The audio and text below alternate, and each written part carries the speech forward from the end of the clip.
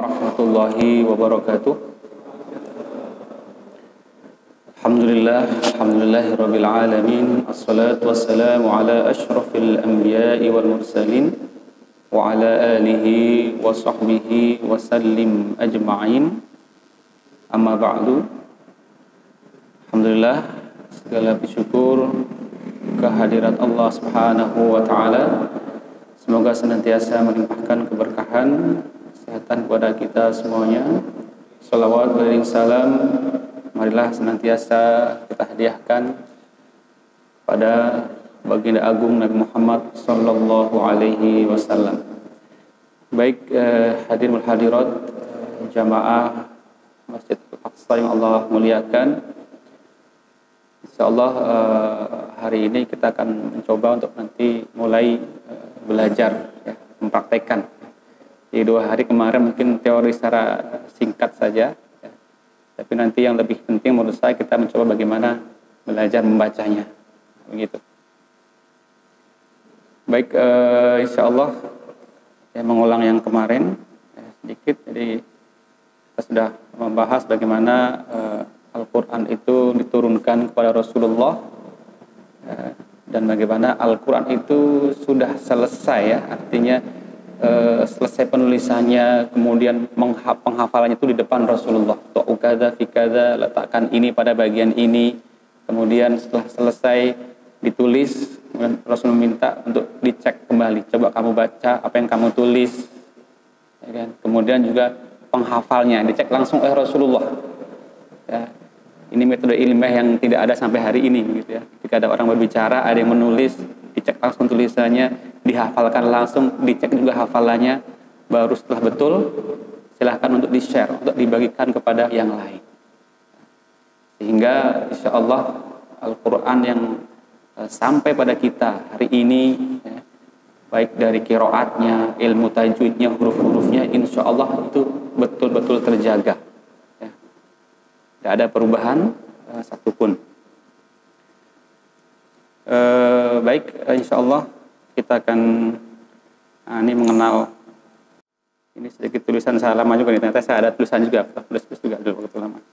Jadi ini contoh perubahan-perubahan dalam qiraat, ya, misalnya ini. Ya, ini tentang huruf sab'ah, ya, huruf sab'ah. Misalnya yang nomor 4 pertama ini, ya, perubahan harokat, ya. Ada yang baca yahsabu, ada yang baca yahsibu misalnya. Ya, yang A itu perubahan harokat, ya. Jadi yahsabu, yahsibu misalnya. Kemudian yang B ini kan, nah, ini. Perubahan, misalnya Zakaria, ya. Kita baca Zakaria, nanti ada yang baca Zakaria, seperti itu. Ada nanti yang C misalnya tatslu bitablu. Yang D ini menurut tulis saya tanpa merubah maknanya as-sirat jadi as-sirat yang sudah kita praktekkan. Ya. Kemudian kemarin juga bildonin dengan bildonin misalnya. Ya. Ada takdim wa ta'khir, ya, fayaqtuluna wa yuqtalun. Ya. Ada wa awsa dan membaca wa wassa misalnya. Nah, ini menurut Imam Ar-Razi 7 huruf itu, ya, pertama nih perubahan isim, ya, perubahan kata benda, ya, perubahan kata benda dalam bahasa Arab, ya. Seperti ini fa'aslihu baina akhawaikum, ada yang baca ikhwatikum, ya. Akhawaikum itu kan 2 saudara kamu, ya. Tapi nanti yang baca ikhwatikum dalam bentuk jamaknya, ikhwah. Jadi saya akan mengesankan 2 saja, ya, 2 orang yang berselisih saja kita suruh mendamaikan gitu, apalagi jumlah yang lebih banyak gitu. Jadi 2 saja sudah disuruh mendamaikan kan, ya, apalagi dalam jumlah yang banyak. Ya. Kemudian wan fi'il tatawwa'u, ada yang baca yatawwa misalnya. Ya. Perubahan i'rabnya hammalatal hatab itu Asim sendiri. Nanti ada yang baca hammalatul hatab. Yang baca hammalatul hatab. Itu perubahan i'rabnya atau harokat ya, dari sisi nahwunya. Kemudian perubahan ismun kabir, ada ismun katsir. Juz 2 itu ya. Ismun kabir, kabir itu artinya besar, katsir juga artinya banyak. Jadi maknanya tidak bertentangan. Nah, kemudian unsur yang mungkin sering dibicarakan adalah bahwa qiraat ini adalah logat, lahjah logat orang Arab. Ya. Betul, memang logat itu artinya logat yang diakui, diakomodir dalam qiraat. Ya. Jadi logat yang diakomodir, tidak sembarangan dengan seenaknya lagi membuat logat dengan logat masing-masing. Semua itu harus tadi ada sanatnya. Ya, harus bersambung sanatnya. Betul nggak pernah mendengar bacaan ini misalnya seperti imalah ya, wadduhe misalnya. Itu betul nggak dari Rasulullah ada sanatnya yang membaca seperti itu misalnya. Nah, tafhim wa tarqiq misalnya atau taglid, nanti yang baca waras baca as-sholoh misalnya. Wa yuqimuna as-sholoh gitu kan. Itu ada sanatnya atau tidak? Nah, gitu. Lagi-lagi ya kalau Ibnu Jazari mengatakan ya, kan ada 3 syarat diterimanya qiraat gitu. Ya, yang pertama ya, sanatnya sahih. Ya, sanatnya sahih ya, bersambung kepada Rasulullah. Ya. Yang kedua tadi bersesuaian dengan Rasul Utsmani. Ya. Seperti ini misalnya tadi yang nomor mana ya? Nah, ini kan nomor F ini ya.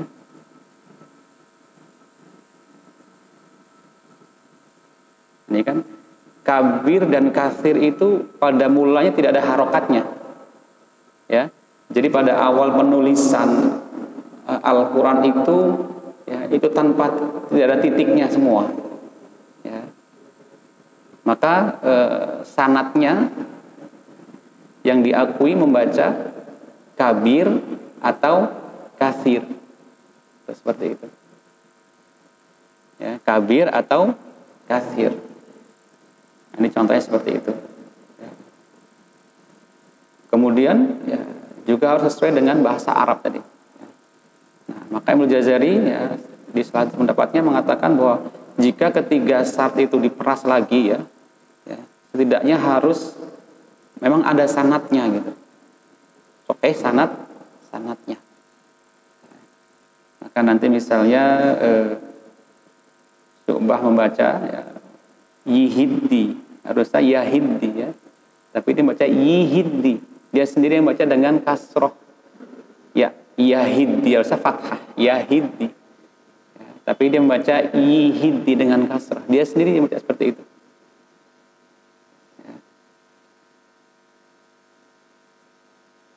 ya. Ada lagi di juz 3 itu waqaffalaha Zakaria ya, waqaffalaha Zakaria. Jadi ketika saya mengajikan Syekh Ridho itu saatnya ini kenapa supaya baca waqaffalaha Zakaria bukan Zakariya'u sebagai fa'il, bahwa yang mengasuh Maryam itu Zakaria ya. Jadi Syu'bah sendiri membaca waqaffalaha Zakaria. Saya tanyakan ke guru saya, Syekh kenapa ini kok dibaca Zakaria sebagai objek ya kan? Jadi bahasa Arab itu kalau ada harokat fathah itu biasanya salah satunya ini ya, itu adalah sebagai objek gitu. Kenapa waqaffala Zakaria ya. Ternyata itu ada takdirnya bahwasanya Allah waqaffalaha rabbuhuma Zakaria. Jadi sebenarnya itu ya, fiilnya itu merujuk kepada Allah Subhanahu wa taala. Jadi maknanya secara tidak langsung adalah pengasuhan Maryam itu ya, bukan sekedar atas inisiasi dari Zakaria, tapi Allah yang memerintahkan. Jadi Allah memerintahkan Zakaria untuk mengasuh Maryam. Begitu. Ya. Sementara waqafalah Zakaria itu Zakaria yang mengasuh Maryam. Ya. Tapi ada bacaan wa kafalaha Zakaria. Berarti ini perintah dari Allah Subhanahu wa taala memerintahkan Zakaria untuk mengasuh Maryam. Ya, jadi subhanallah, Al-Qur'an dengan qiraatnya tadi juga bisa memberikan tafsir-tafsiran tersendiri gitu. Nah.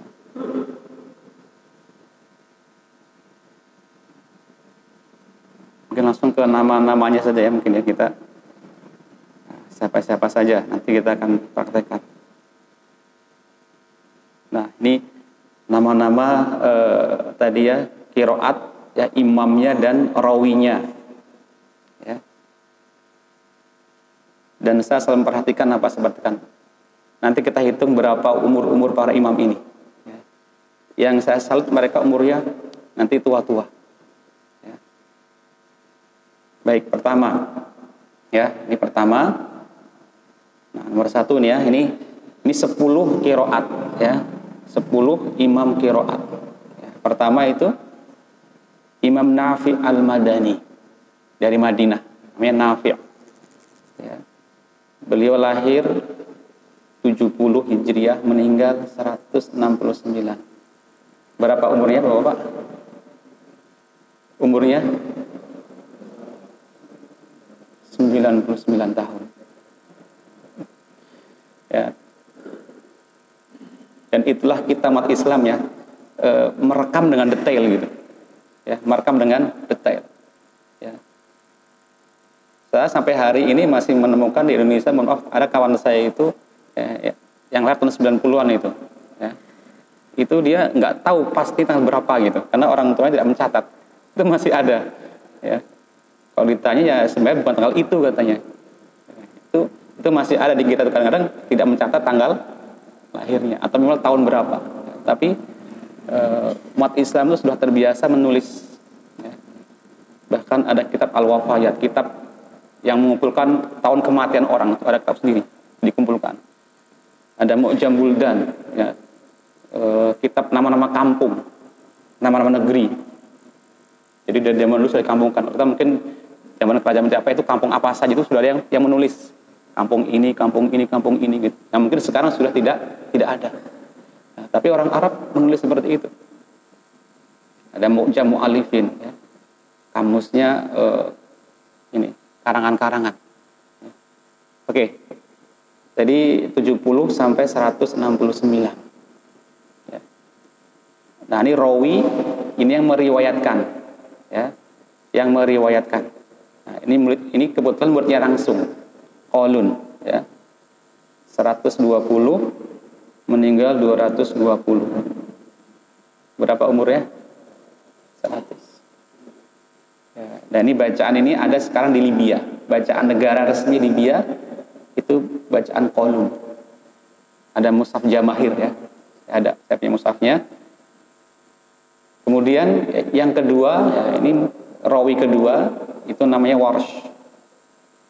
Usman bin Sa'id, ini bacaan yang sekarang populer, bacaan negara Maroko ya, di Aljazair, Mauritania ya, belahan Islam bagian barat sana ya. 110 197. Berapa umurnya? 87. Jadi subhanallah, jadi umurnya tua-tua semua ya. Dan sampai hari ini ya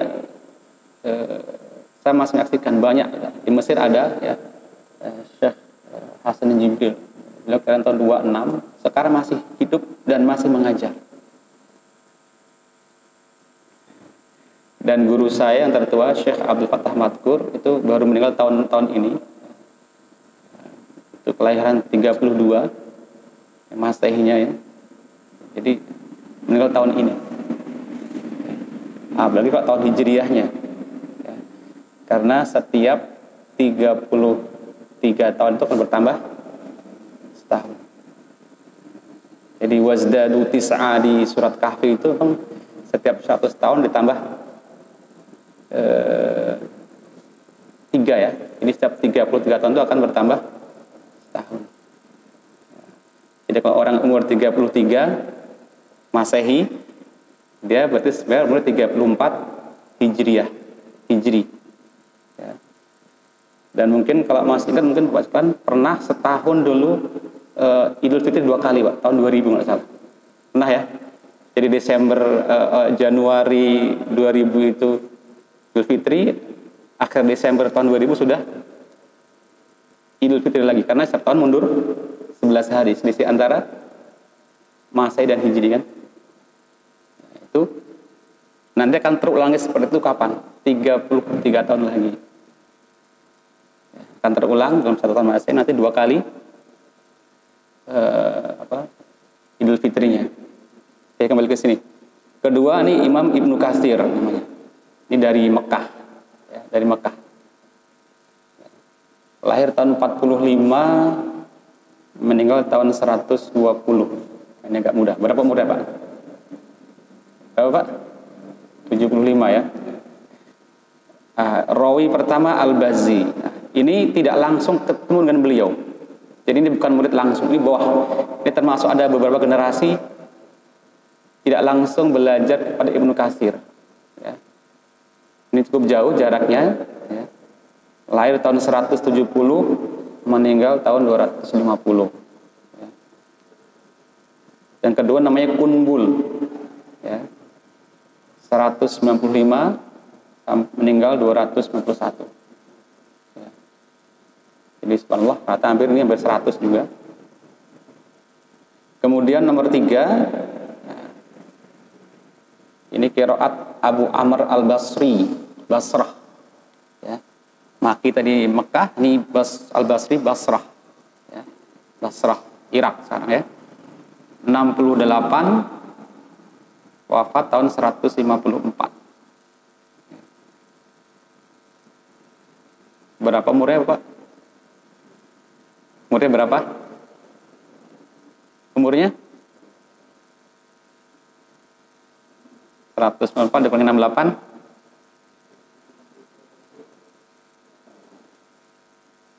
Ya? 86 ya. Nah, hari pertama Ad-Duri ya. Ini Ad-Duri. Nah, ini pun juga beliau tidak belajar langsung kepada Abu Amr. Ya. Ada nama lagi, namanya Yahya Al-Yazidi. Ya. Jadi Ad-Duri ini dan As-Susi ini tidak belajar langsung kepada Abu Amr.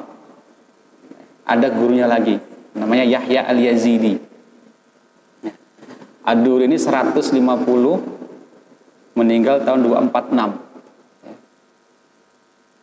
Jadi umurnya hampir 100 tahun juga. Ya, kemudian ini kedua Abu Syu'aib As-Susi ya, 172, meninggal 261. Jadi kalau di rata-rata pasti di atas 80 ya umurnya ini semuanya. Ya. Nomor 5 ya, ini qiraat Ibnu Amir dari Syam, Damaskus. Nah, mungkin yang paling tua ini. Lahir 8 Hijriah. Meninggal 118. Ya, seandainya beliau di Mekah ini sudah mungkin jumpa Rasulullah, jadi sahabat kecil ya kalau jumpa Rasulullah. Tapi karena beliau di Syam tidak berjumpa dengan Rasulullah. Ya, beliau sanadnya bersambung kepada Abu Darda. Ya, bersambung kepada Abu Darda. Rawi-rawinya ini tapi tidak belajar langsung kepada Ibnu Amir.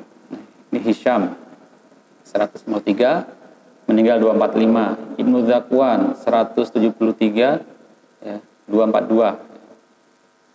Nah, yang kelima ini bacaan kita ya. Imam Asim Al-Kufi dari Kufah. Ini wafat 127 ya. Ini dari buku-buku sejarah tidak diketahui secara pasti tahun berapa lahir beliau. Kemudian rawi pertama, ini muridnya ya, Syu'bah, Abu Bakar Syu'bah 95, meninggal 192. Hampir 100 tahun. Kemudian bacaan kita ya, Hafs ya, beliau lahir 90, meninggal 180. rahimahullah ya. Kemudian yang keenam, nah ini Imam Hamzah Al-Kufi. Lahir tahun 80, meninggal 166. Periwayatnya pertama namanya Khalaf. Ya, 120 sampai 220 Hijriah. Ya. Jadi ketika saya meneliti sejarah biografi ini ya, itu rata-rata begitu semua ulama kita itu ya, Syekh Zakaria Al-Ansari itu hampir 100 tahun juga rata-rata ahli Quran ya, yang saya dapatkan dalam sejarah itu ya, dalam silsilah nama-nama itu umurnya seperti itu ya. Mungkin tidak asing bagi di dunia sanad itu namanya Syekh Abdul Aziz Az-Zayyad ya. Syekh Ahmad Abdul Aziz Az-Zayyad dari Mesir ya. Itu juga 100 tahun umurnya, meninggal 2001 atau 2002 gitu ya. Termasuk Misyari Rasid itu murid terakhir beliau ya. Syekh Misyari Rasid itu termasuk murid yang terakhir ya, sebelum beliau meninggal ya. Itu Syekh itu umurnya 100 tahun dan beliau mohon maaf buta ya. Dan bisa dibayangkan, mohon maaf, orang buta mohon maaf tidak seperti kita mungkin ya, bisa ngejar bola gitu ya, bisa berlari, tapi keberkahan Al-Quran. Jadi Al-Quran ini yang menjaganya, yang menjaga, menyehatkan gitu ya. Saya sering perhatikan bahwa ternyata dengan misalnya ilmu tajwid itu ya, jika dipraktekkan dengan betul, mengaji itu ya, walaupun mungkin belum tahu makna semuanya, tapi dari cara mengucapkannya saja itu sudah menyehatkan ya. Misalnya ya, yang boleh masuk ke hidung itu hanya huruf gunnah, nun dan mim, selebihnya tidak boleh masuk ke hidung ya kan. Huruf dengung, huruf nasal itu hanya nun dan mim. Maka ketika mengaji, pastikan suara tidak masuk ke hidung semuanya. Jadi ambil nafas dari hidung, keluarkan dari rongga mulut.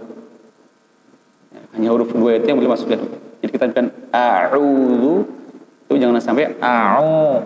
Nah, ini dari beberapa kali saya mengadakan pelatihan, itu rata-rata ya 90% itu pasti masuk hidung suaranya. Ketika mengaji belum totalitas keluar dari rongga mulut.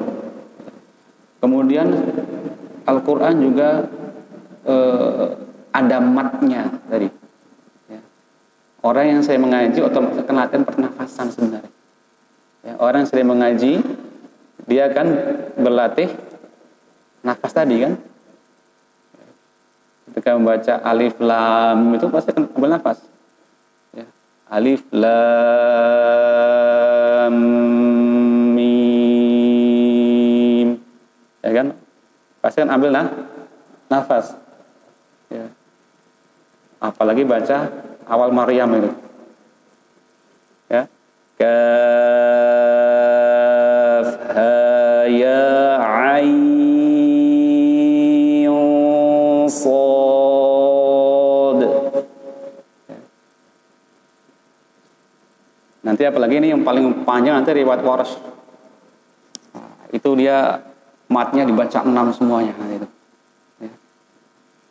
Innal ladzina kafaru sawa'un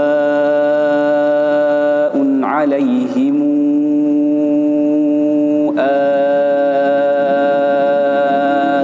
anzartahum am lam tunzirhum la yu'minun. Itu ya.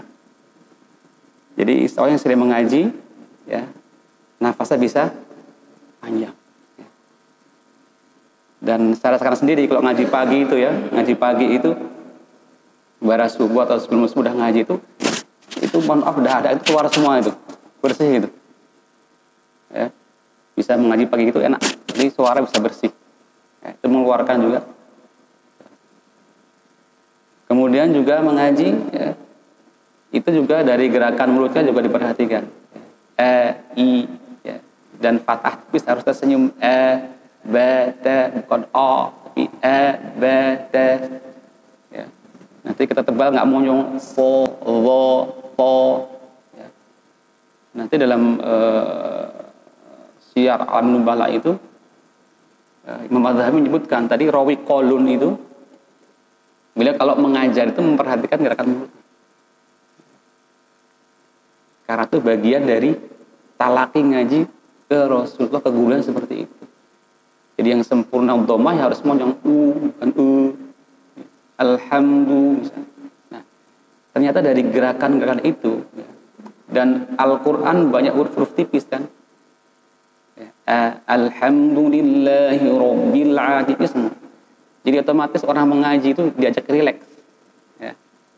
Otomatis akan mencoba untuk tersenyum sendiri, tersenyum gitu ya, menipiskan huruf itu. Ya. Subhanallah, ini para qurra ini ya, dan saya lihat sendiri ya, biasanya pungkur itu bekerja cuma duduk saja. Ya, guru-guru saya itu bekerja duduk saja. Gak kayak kita mungkin ada suruh olahraga, suruh ini ya. Itu pekerjaan mungkin hampir 24 jam itu menyimak, mendengarkan orang ngaji. Ya. Termasuk yang dikisahkan oleh Dr. Aiman itu, karena Syekh Az-Zaid ini juga guru beliau, bahkan sampai malam ya, itu meluangkan waktunya untuk muridnya mengaji gitu. Ya. Jadi tidak sempat mungkin untuk kemana-mana gitu, ya di masjid, di rumahnya menyimak muridnya mengaji semua. Tapi subhanallah umurnya awal lebih.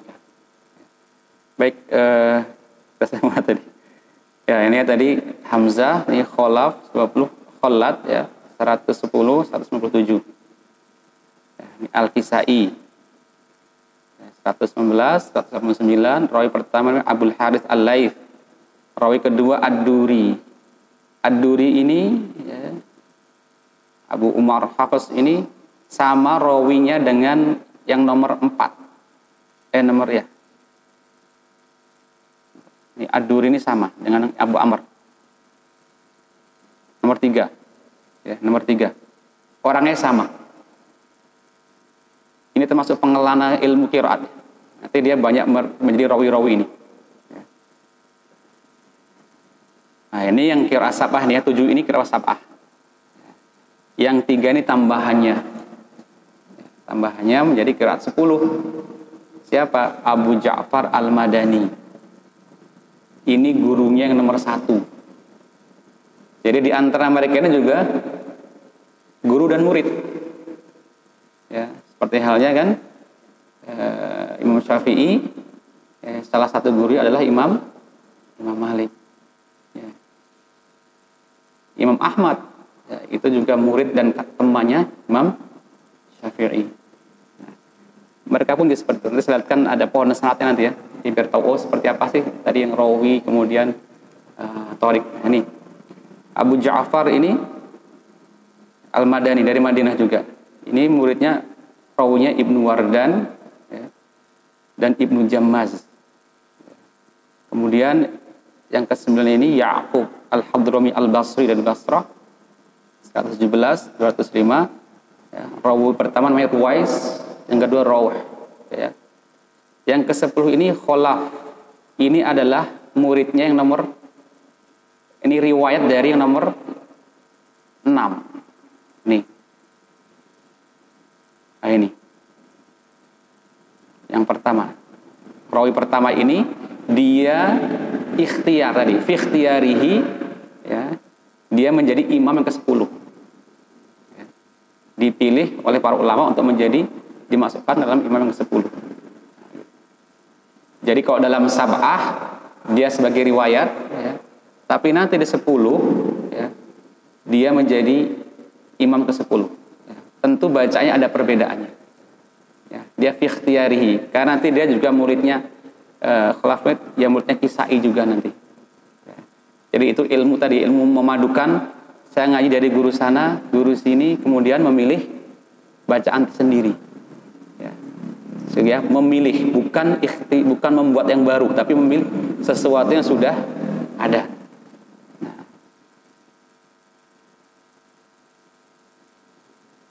namanya Ishaq dan Idris nanti rawinya. Nah ini tambahnya 4. Tambahnya yang 4. Ini qiraah sazah, ya, qiraah yang tidak boleh dibaca dalam sholat, tetapi ada sanadnya. Ya. Boleh jadi, ya, di antara bacaan-bacaan itu ya, sudah terhapus bacaannya. Ya, boleh jadi, ya, bacaan itu yang dibaca pada generasi awal sahabat. Ya. Karena yang menjadi Al-Quran sekarang itu adalah Al-Quran yang terakhir Rasul baca di tahun beliau wafat. Jadi kan di tahun terakhir beliau wafat itulah yang menjadi rujukan utama Zaid bin Sabit untuk digandakan itu. Ya, ditulis ulang pada masa Abu Bakar, pada masa Utsman untuk digandakan. Jadi mungkin ada sahabat ya seperti Sayyidina Ali, Ibnu Mas'ud itu menulis mushaf sendiri. Tapi boleh jadi mushafnya dia bertalaki ke Rasulullah pada tahun-tahun awal gitu. Jadi tidak mendapatkan yang terakhir kali. Nah, begitu. Boleh jadi seperti itu, ya. Pertama, ini yang Imam Ibnu Muhaisin, ini Al-Makki dari Mekah. Ini juga murid gurunya Abu Amr, ya. Jadi di antara semua tadi ya, imam-imam saat itu, ya, itu Abu Amr pengelana. Ya. Abu Amr Al-Basri itu pengelana. Karena dia ke Madinah, ya, berguru kepada Abu Ja'far yang juga imam qiraat. Gitu. Ke Mekah dia juga muridnya Ibnu Katsir. Ya, ini bukan Ibnu Katsir Abul Fida ya. Ya, ini beda lagi. Ini Ibnu Katsir qiraat. Ya. Juga muridnya Ibnu Muhaisin. Itu Abu Amr itu. Dan juga muridnya Imam Asim. Ya, juga muridnya Imam Asim.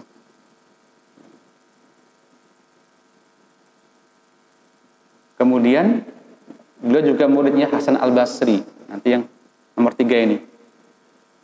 Jadi beliau pengelana mencari qiraat. Ya. Maka banyak sanadnya. Kemudian yang nomor 2 ada Yahya Al-Yazidi. Yahya Al-Yazidi ini tadi muridnya Abu Amr. Fi ikhtiyarihi, dalam ikhtiar dia. Ya. Jadi kalau dalam sab'ah sanad dia sahih, betul diterima. Tapi ketika dia yang menulis diri ini termasuk yang sazah, yang tidak boleh dibaca dalam sholat. Ya. Rawinya Sulaiman bin Ayyub dan Ahmad bin Farah. Ini Hasan Al-Basri. Ya. Rawinya pertama namanya Suja'i, kemudian yang kedua adalah Ad-Duri tadi. Ya. Dia juga rawi dari Abu Amr, dari Al-Kisai juga di sini. Yang keempat Imam Al-A'mash, ya. Sulaiman Al-A'mash. Ya. Ini gurunya Imam Hamzah. Ya. Yang nomor 6 dari qiraah sab'ah. Ya. Supaya jadi mungkin ini nama-nama ini memang sebenarnya dihafal, memang kalau nggak tahu harus dihafal kan. Jadi Oke, ini kitab As-Salasul Al-Zahabiyah ya. Ini oleh Dr. Aiman ya, selama hampir 27 tahun, 28 tahun. Ya. Ini merangkum nama-nama kitab ya, semua jalur tadi yang 980 tadi. Ya. Ya, ini nama-nama semua, bisa dibayangkan ya. Jadi ini ribuan, ratusan orang nama itu diteliti kapan lahirnya, kapan wafatnya, dan namanya dengan lengkap. Ya. Jadi mungkin di Indonesia tidak ada mungkin ya meneliti nama-nama sampai betul dengan detail gitu. Ada sumber faktualnya dari kitab mana gitu.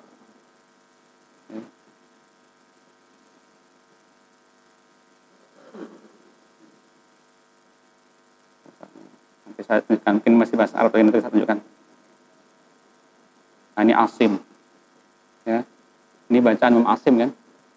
Nah, ini. Nah, ini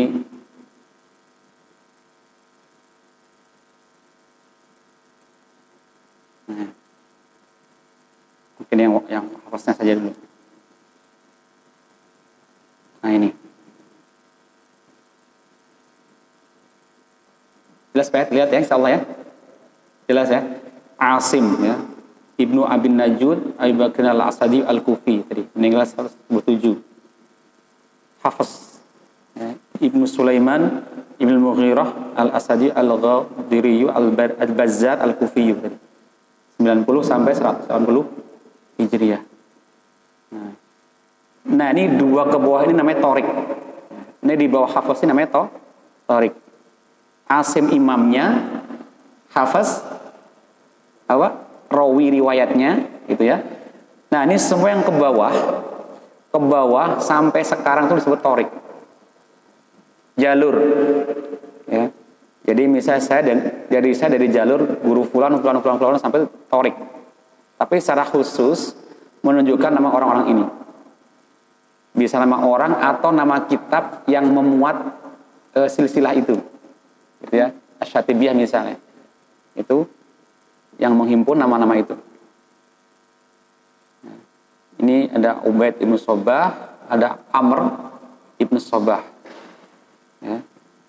Nah 4 ini itu lagi jalur cabangnya. Ini jalur utamanya ini. Ya. Al-Hashimi, Abu Thahir, Alfi dan Zar'an. Yang nanti saya tunjukkan Imam Hafiz ya, mungkin riwayat yang kita baca. Ya. Nih. Jadi jumlah jalur dari Asim tadi punya 2 murid namanya Syu'bah dan Hafiz ini. Syu'bah dan Hafiz. Syu'bah saja ada 76 jalur. Ada 76 model jalur sanad bacaannya. Ya, 76. Ini.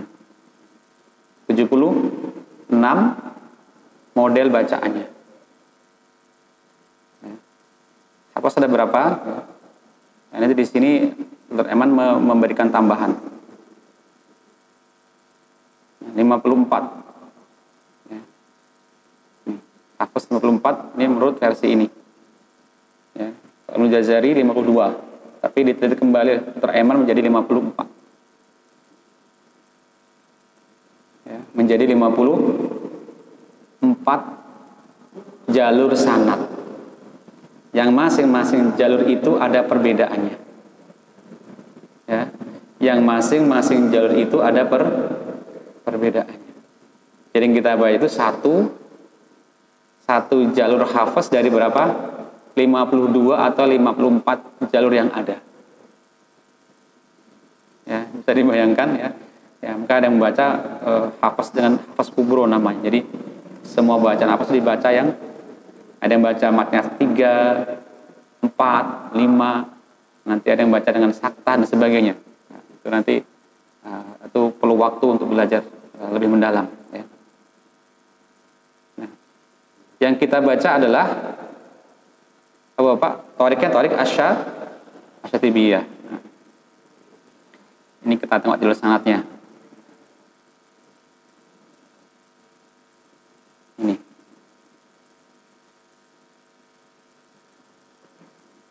Ini ya.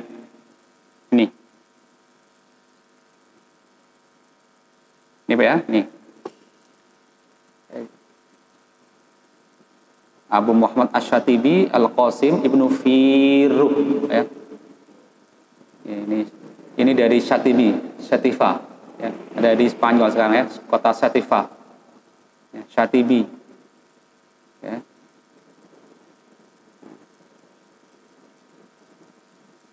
Siapa gurunya ini? Nah. Jadi yang atas ini guru-gurunya. Gurunya siapa ini? Ya. Terus ke atas. Ini gurunya lagi. Terus ke atas. Nanti nyambung ke Abu Amr Ad-Dani. Ya. Itu sumbernya itu juga punya jalur sendiri. Ya. Jalur nomor 531. Ya kan? Jalur nomor Torik nomor 531. Ini kalau Syatibiyah tadi nomor 530. Ya. Nomor 530. Terus ke atas nih. atas, ke atas. Nah, ini.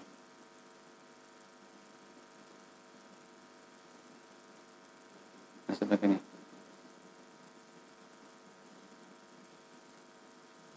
Ya.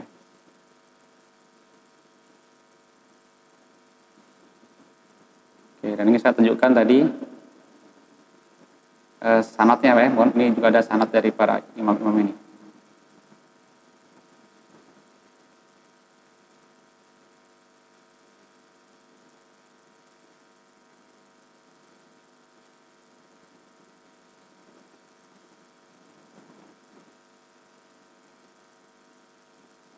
Nih, sayangnya belum ada yang menerjemahkan ke bahasa Indonesia, ya.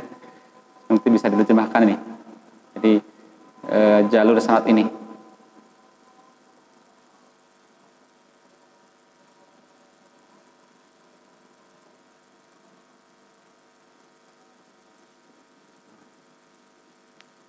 Mau azan dulu Bapak? Mau azan dulu atau bagaimana? Ya.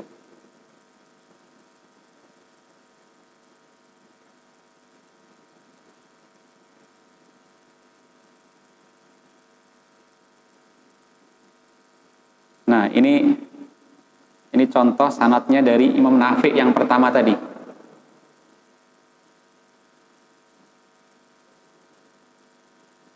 Ya, Nafi itu ya, yang paling bawah. Kelihatan Pak ya? Nih. Nah, Nafi ini dia muridnya Abu Ja'far. Abu Ja'far tadi imam yang nomor 9. Nomor 8. Ya. Nafi ini imam urutan nomor 1 dia kalau dalam kitab ini. Ini bukan urutan umur ya, tapi dalam kitab penyebutannya seperti itu. Ya, yang lazim digunakan oleh para ulama ya, ketika menghafal nama-nama tadi itu nomor 1 dari Nafi'. Ya. Dia itu muridnya Abu Ja'far. Ya. Imam ke-9, ke-8, maaf.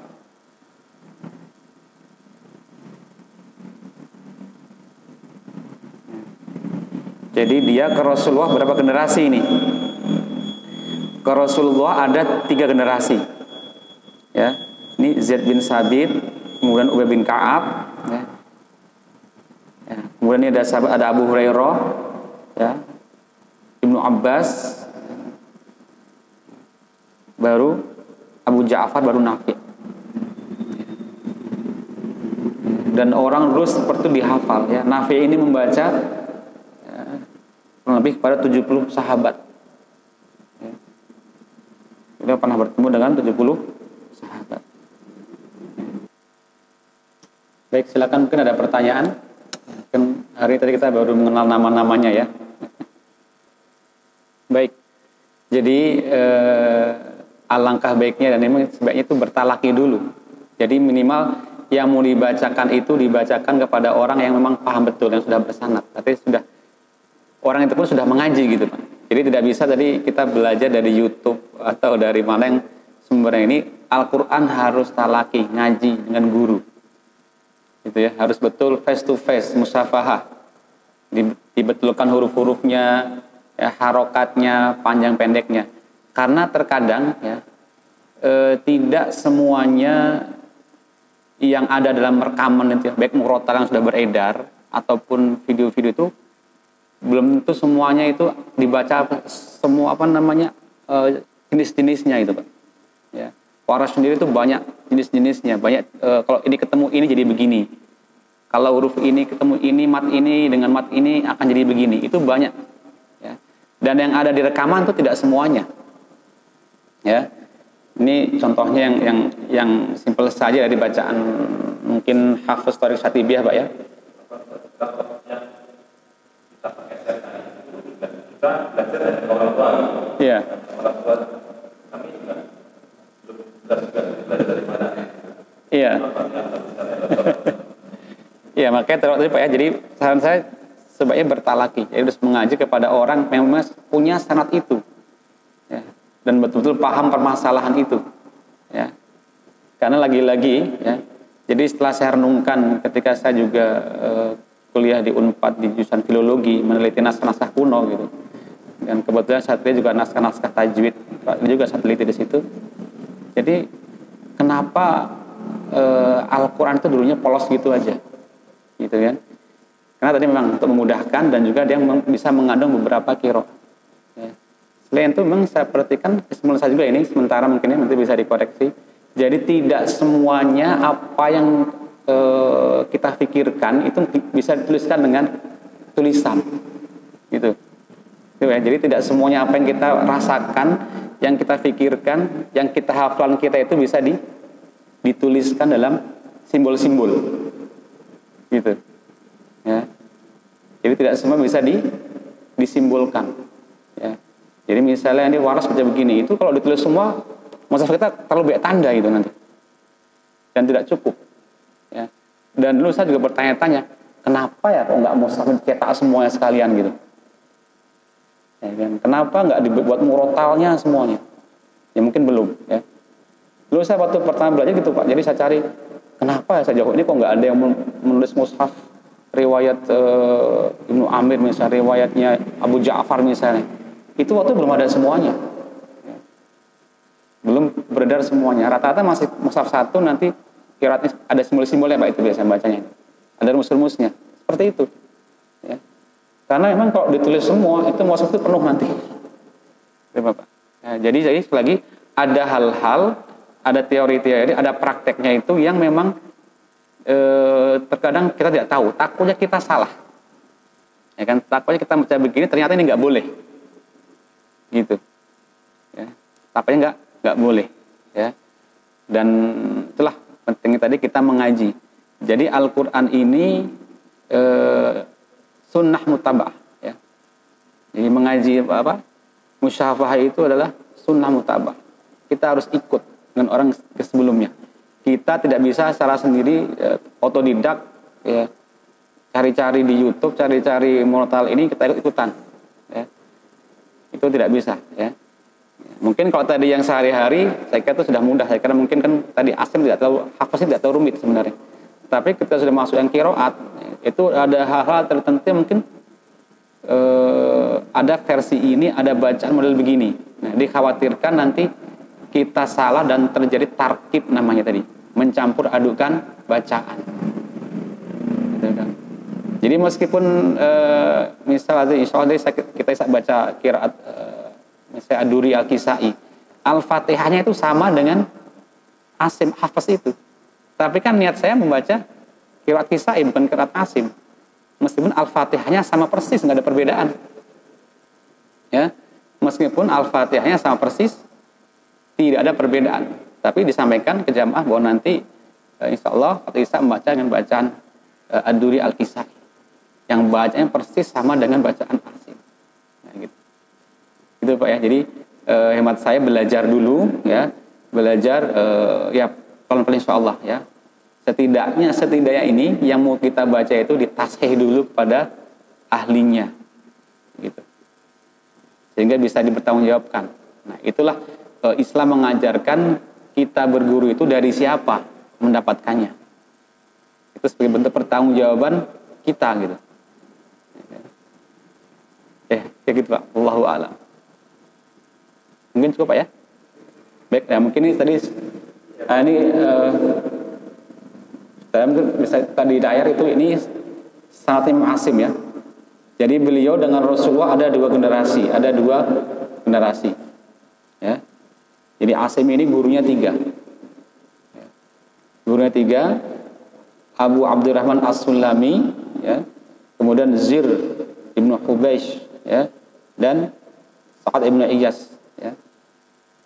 Nah, nanti yang nomor satu nih Abu Abdurrahman As-Sulami ini siapa gurunya? 1, 2, 3, 4, 5.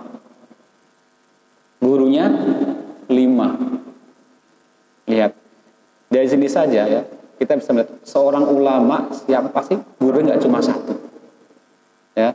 Ini saya perhatikan ketika melihat biografi ulama-ulama. Mereka tidak cukup gurunya satu. Ya. Gurunya pasti banyak gurunya. Itu udah jadi ulama. Jadi kalau ulama guru cuma satu, ya otomatis pola pikir dia apapun, ya semua persis seperti gurunya. Tapi ketika belajar banyak dari guru, ya, dia bisa ya, menggabungkan, ya, bisa memilah-milah mana yang sesuai dengan yang terbaik ketika menyampaikan. Coba ya, ini 5 gurunya. Ya. Kemudian Zaid al-Khubays gurunya 3.